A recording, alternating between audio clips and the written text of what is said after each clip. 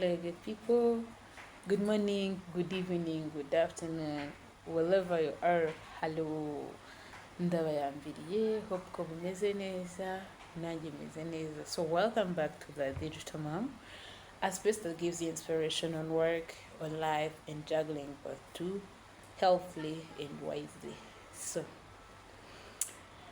before we dive into today's video, I would like to appreciate everyone who have been watching the latest episode about budgeting, which was saving smarter. So ndizera yuko mwarebye some simple tips and strategies that you could use while doing your saving smartly, especially as moms.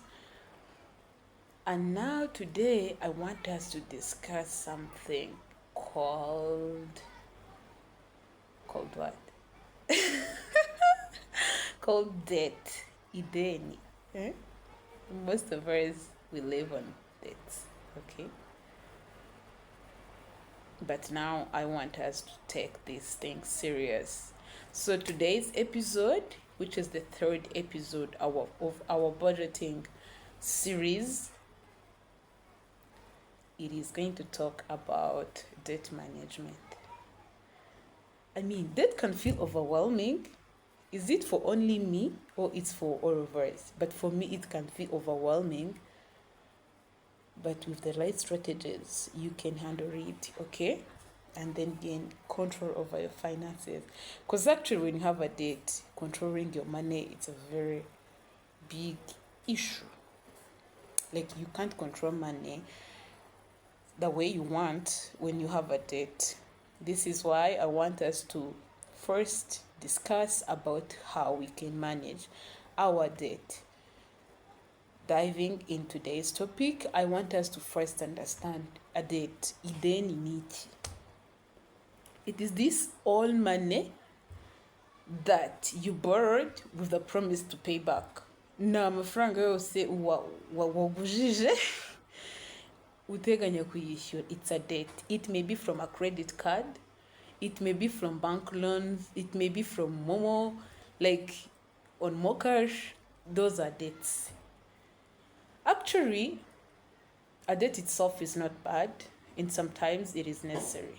Because, for example, if you want to maybe to finance the education of your kid or of yourself, and you can't afford the 10 million at once, you can take a debt.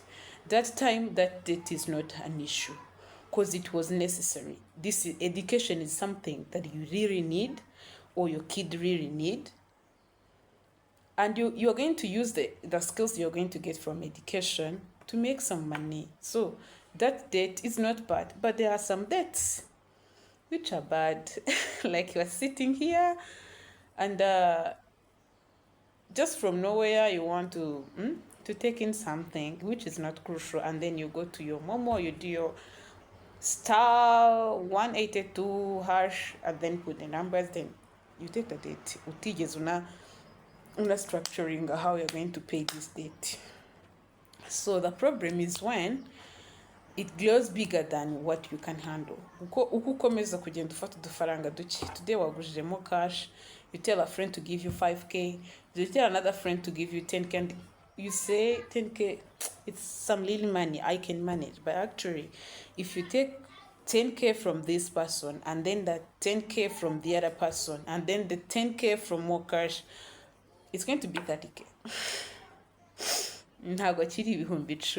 It's going to increase. So actually taking a debt is not bad, but when the debt grows bigger than what we can handle, it is very bad and cause most of people stress. So this is why we need to handle debts, really, okay? So there are some common mistakes that people make. Hari amakosa ari common anatuma abantu bahora mu madeni bakora. Number one is ignoring that you had a debt. Like you're going to your monthly income, umaze gukora bya bindi byose, you get a source of income, ukabona amafaranga ufite ku kwezi, and then ukayapartaja with your needs and wants and savings and whatever. ignoring that you also have a debt. Wiyibagije yuko ufite ideni, like ukayapartaja mu byo ukeneye byose, ukiyibagiza yuko ufite ideni ugomba kwishyura. This is very bad and most of the people do it. Hahandi uzajya kwishyura uko umuntu yaguhamagaye ngo wamaye twaducerisi. Instead, you should have counted that within your plans. Ukayishyura mbere. That is the mistake number 1. The mistake number 2, it is borrowing money to pay money. Borrowing money to pay money. Like, you're taking loans to pay loans. It is the date for more cash kugira ngo igufungire, and then you borrow money to pay the ideni ryo muri more cash. N'ubundi wafashe ideni. Actually, you are not removing any loan. Kubera ko akenshi usanga n'amafaranga ufashe ngo wishyure ideni aza afite interest yarutaga na rya deni. Number 2 is paying only the minimum balance. That is number 3. The number 3 mistake. It is paying the only minimum balance, which is bad. Ufashe inguzanyo muri banke, and then they say the minimum you could pay is 50k per month, and then okay, I'm fine, I'll be paying 50k per month. That is very bad.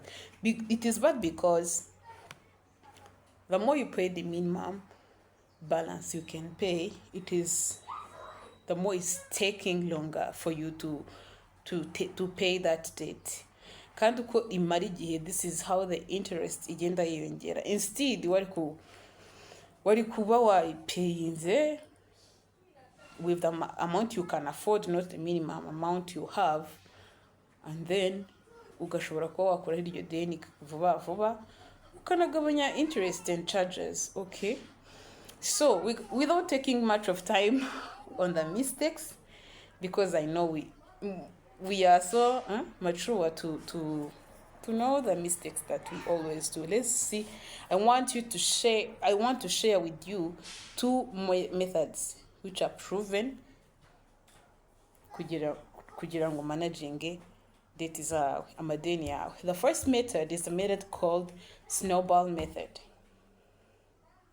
The snowball method ikora gute rero? You list your debts from smallest to largest. Urakora liste y'amadeni ufite, including airtime.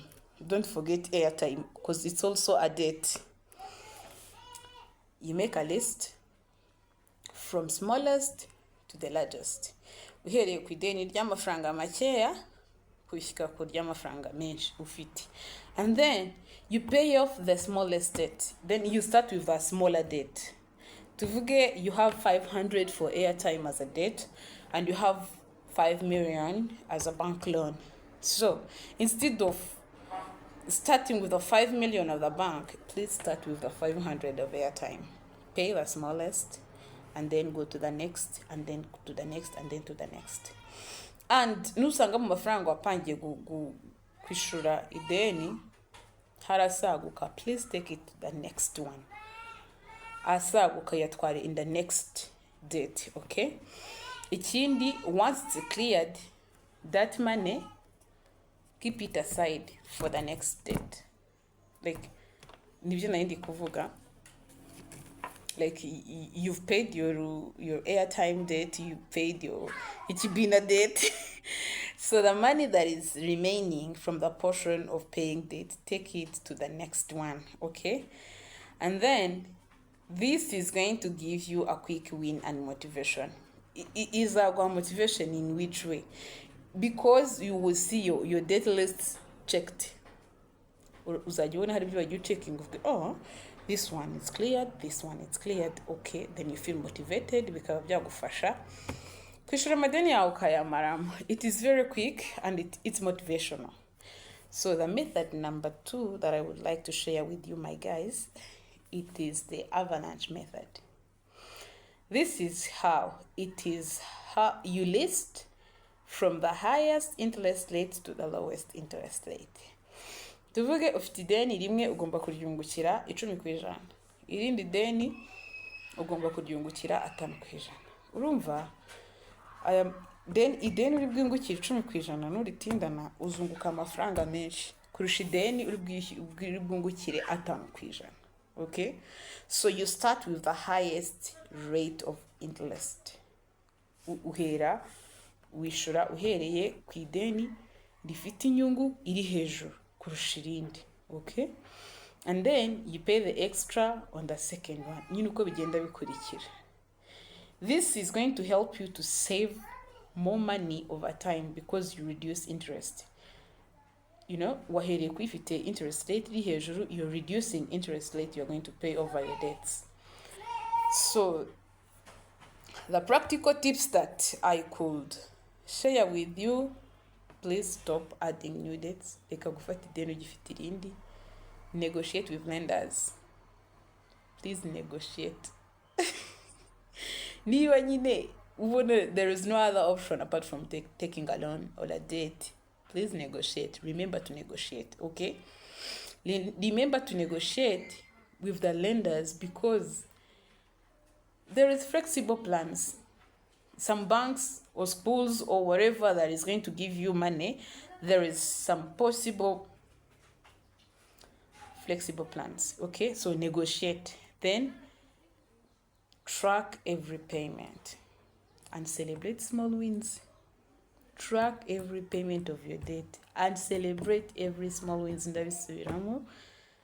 Like you've cleared your more cash loan, celebrate it. That burden is taken away from you. So celebrate, okay? Yeah, so I hope that you get something from this video. So in our final episode, we will talk about how we grow our money and planning for our future with investment, with education, with retirement, things like that. So it's Thursday. Yes, it's Thursday. It will be uploaded on Thursday. Please like, subscribe, and share with others. I hope there are so many people who want to get this knowledge. And please, if you have another methodology that could help us to manage our debts, please drop it in the comment. Let's share. Let's build a community together, okay? So, see you on Thursday with love from the Digital Mom. Bye.